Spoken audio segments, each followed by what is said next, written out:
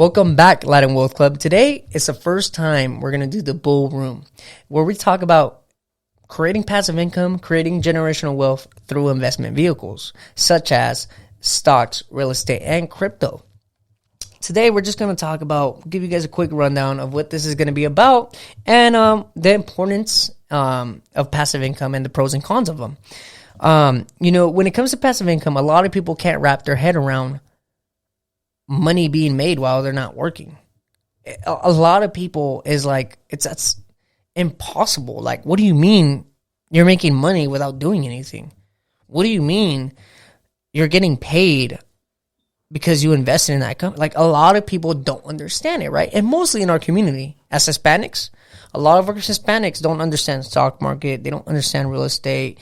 They don't understand crypto. They're very blind when it comes to investment vehicles. So today we're just going to talk about why not having passive income is a bad thing and why having passive income is a good thing, and our personal opinions. And then at the end of the video and podcast, we're going to talk about the future of the Bull Room and what's to come. So with that being said, AZ, do you have a topic to bring up? Why, passive income, why not having it is such a bad idea? Yeah, I think the first one should probably just be how you're not able to save. Dang, what was the first topic, bro? I didn't write them down. You didn't write them down? Oh, look, get right into it. Should we fire AZ right now? Wow.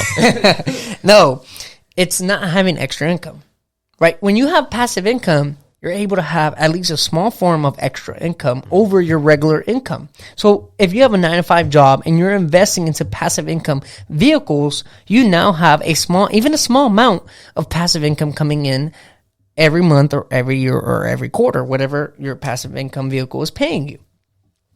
What a lot of people don't realize, though, is what can you do with that extra income? And I think AZ was going to the point of having more income to save. Right? Making your saving journey a little bit easier, giving you a little bit of cushion. What do you think, AZ? Yeah, I think it's necessary for you to be able to expand on anything. Mm-hmm. So if you don't have that extra income, it's even for it. Of course, it depends on what you're trying to do. But even if it's for saving, for building an already existing business, or trying to start one, I mean, it's crucial. Yeah, it is. Actually, well, later in this episode, I'm going to talk about how investing in passive income actually helped grow my business and grow my net worth to $250,000 by the age of 21. So, with that being said, bro, I think a lot of people don't realize also when you don't have passive income, you're always working for money. You never have money actually working for money. And that's one thing I just said that people can't wrap their heads around, right? Because mainly in our community is you're always working for money. The way we're taught as Hispanics, and mainly as, being from a Mexican background is, vas a trabajar por dinero. O sea, you're going to work for money, right? You're never taught work for money, invest your money, have your money work for you, so that way you could retire. A lot of people kind of understand it through a 401k, but there's way better alternatives than a 401k. I'm going to tell you right now, 401k is shit unless they're matching. Okay? So you're always working for money. When you have passive income, you have that little extra cushion like we're talking about right now, where you're able to save a little bit more. We're able maybe to spend a little bit more. Maybe you're able to take a day off when you reach a certain amount of passive income. You're able to now afford a Disney trip with your kids every month. Who knows, right? It depends what your goal and how long your journey is going to be. And I think another con of not having passive income is it doesn't allow you to leverage time, right? Let's say you get to a point where you're able to take a day off from your 9-to-5 matrix job to invest in yourself. So with passive income, let's say you hit $200 extra a month through passive income, right? And with those $200, you're like, well, I only make $180 a day. Well, now that I make this at the end of the month, I'm able to take a day off to myself to invest in myself through a side hustle, through whatever you have going on, right? Whatever kind of side projects you have going on. What do you think, AZ? yeah, I mean, like I said, the passive income is just crucial, man. It really is. I mean, that's how I really started with, the stuff I've been trying to do. Just saving and being able to use my savings to be able to purchase stuff, to be able to grow my business. So, right? so when you first started, you started investing your money. Yeah. And then with that small amount of passive income that grew your money, plus whatever, like through the stock market, plus whatever the capital gains you got, you would cash out and invest more into your business. Yeah. So at first, I mean, clearly the stuff I'm trying to do is more camera work related to social media stuff, stuff like that. So content creation in general.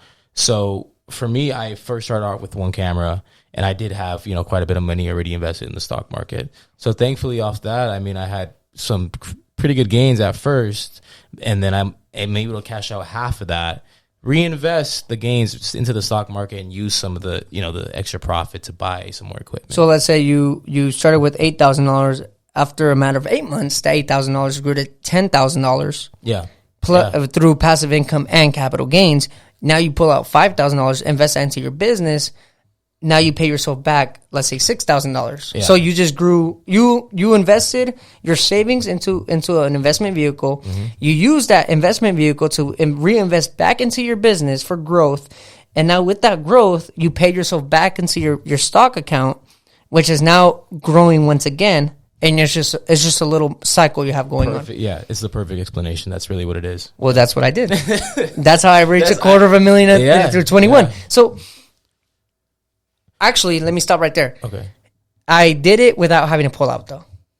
That's even better. So, what I was doing was, when I was making profit, it would be split in two ways. It would be split, one in my business savings and one in my investment account. So, that's why I never had to touch it. You got to remember, I had a whole system.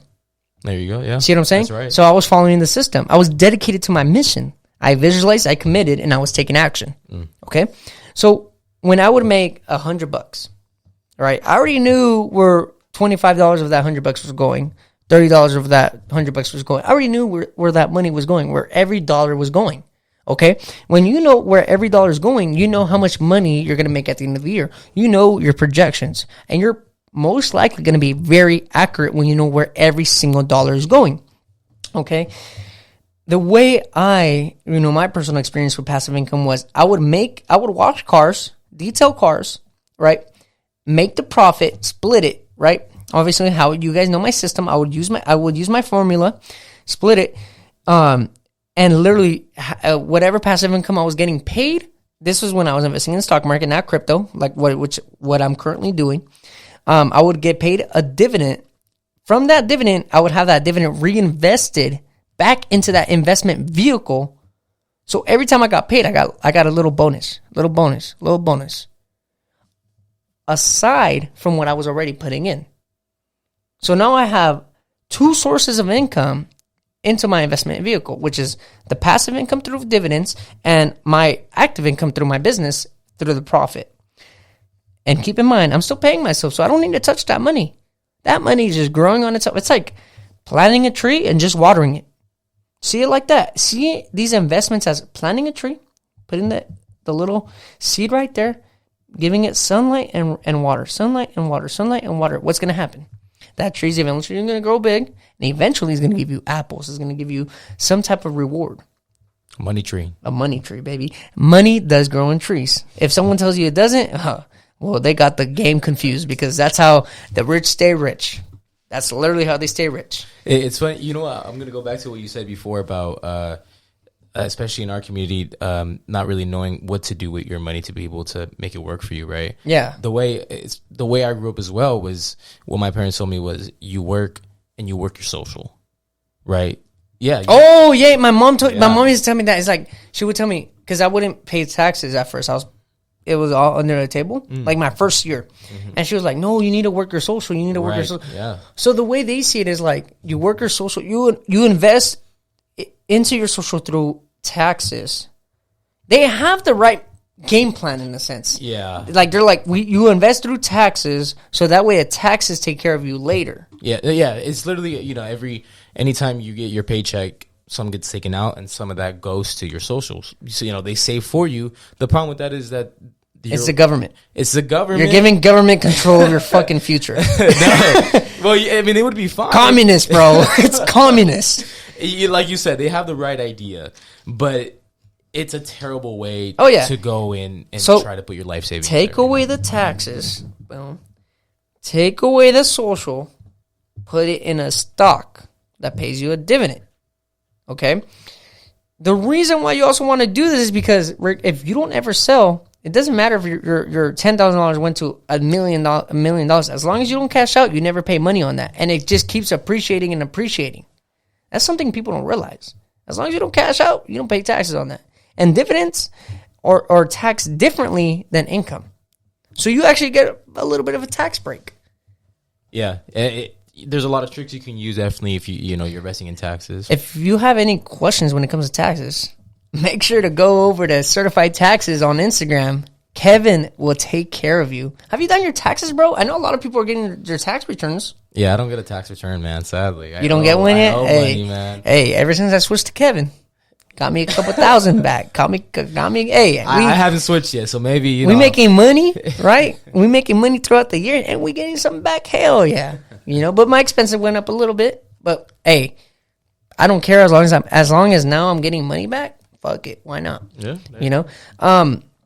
I think too. Speaking about tax returns, if you got your tax return recently, don't be a dumb fuck and go on a vacation and bar hopping and maybe if you got let's say $2,000 back, put aside $500 to yourself, invest or save into your emergency fund or an investment vehicle if you already have your emergency fund for the future. Yeah. I still believe we're going to go into a recession at the end of the year. I still believe the worst is yet to come. If you've been feeling the pain, don't fumble the bag. There you go. You know what I'm saying? Yes, sir. Just some advice for my Latin Wealth Club members out there. I care about you guys. I don't want to get a DM saying, hey, I'm suffering right now. I'm going to just tell you it's your fault. You've been listening to us. We're giving you the advice. We're giving you the advice. We're telling you what we're doing. I wouldn't be 23 living on my own. Literally moved out right before shit hit the fan last year. And I've survived through my discipline, through my systems, through the financial literacy I learned throughout my life, and mainly after high school and during high school, and mainly trial and error. But yeah, bro, so, when I was working, bro, I was just working, investing, and then started in 2018. By 2021, I was worth $500,000, bro. You know what I'm saying? The earlier you start, the better it is. Oh yeah. I mean, I think that's for anything, but yeah, if you try to start saving in your 40s, it's so much harder than when you're young in your 20s, when you can just keep working and keep working and keep working. And keep saving, man. Yeah. Oh yeah. But with that being said, that's the end of the bull room. What's yet to come is we're gonna start talking about dividend investing, the strategy of it, and some key words to know, key definitions, just so you guys understand it. So with that being said, we'll see you on the next one. And just a dash.